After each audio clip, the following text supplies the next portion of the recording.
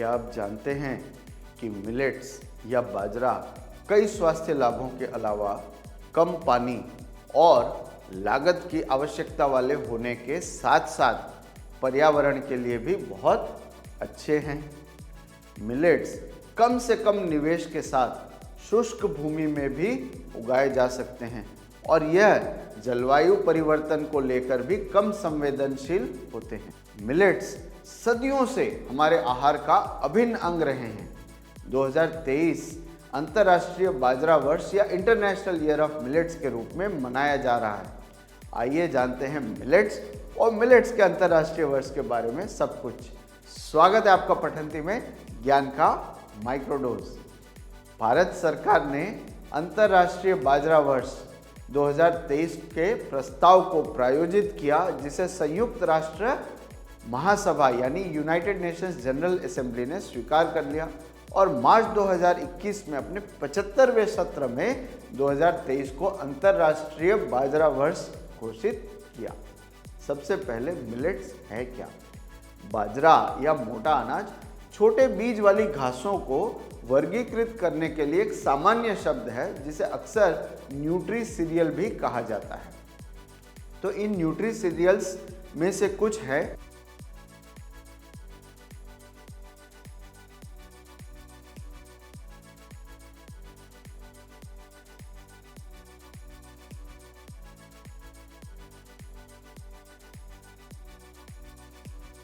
वर्तमान में 130 से अधिक देशों में उगाए जाने वाला बाजरा पूरे एशिया और अफ्रीका में 50 करोड़ से अधिक लोगों का पारंपरिक रूप से भोजन रहा है।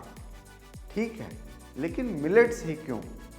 क्योंकि मिलेट्स प्रोटीन, फाइबर, खनिज, आयरन, कैल्शियम का एक समृद्ध स्रोत है और इसका ग्लाइसेमिक इंडेक्स भी बहुत कम है और उनमें है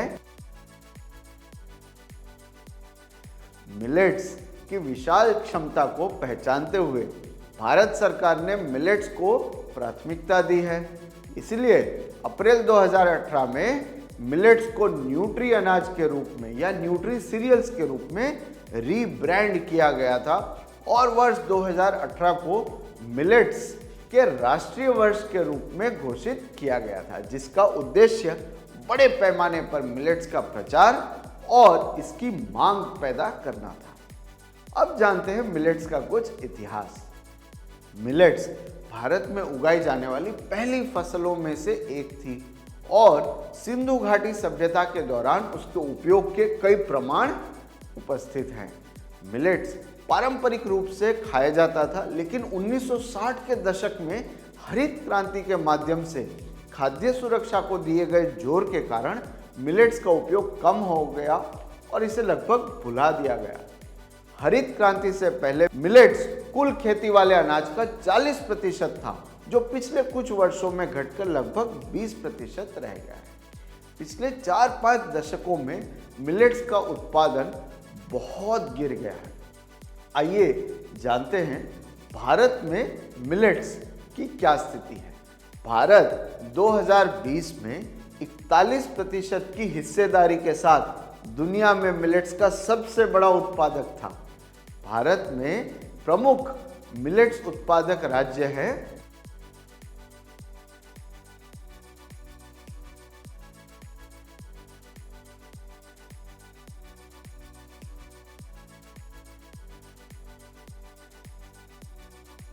वर्तमान में इन 10 राज्यों का भारत में मिलेट्स उत्पादन में लगभग 100% हिस्सा है। भारत में मिलेट्स मुख्य रूप से खरीफ फसल के रूप में उगाया जाता है। भारत में 3 मुख्य फसल की सीजन होती है।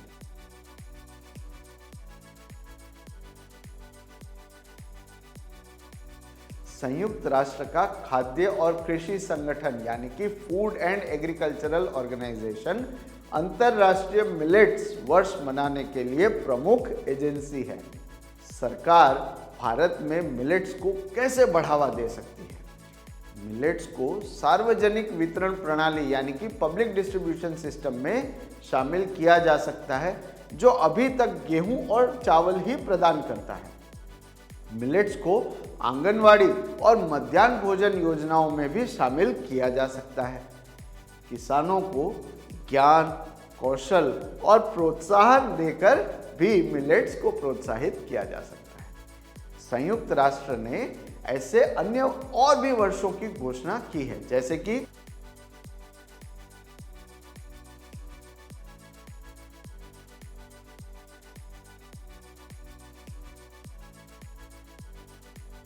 इन सब के बारे में किसी और वीडियो में। वैसे क्या आप जानते हैं कि संयुक्त राष्ट्र संघ का मुख्यालय न्यूयॉर्क, यूनाइटेड स्टेट्स में है और वर्तमान में इसके महासचिव एंटोनियो गुटेरेस हैं। खाद्य और कृषि संगठन का मुख्यालय रोम, इटली में है और इसके महानिदेशक क्यू डोंग है। माइक्रोडोज मिलेट्स और मिलेट्स के अंतर्राष्ट्रीय वर्ष के बारे में बस इतना ही। हम आपके लिए मिलेट ईयर 2023 के सुखद और स्वस्थ रहने की कामना करते हैं। हमें उम्मीद है कि आपको वीडियो पसंद आया होगा। देखने के लिए धन्यवाद।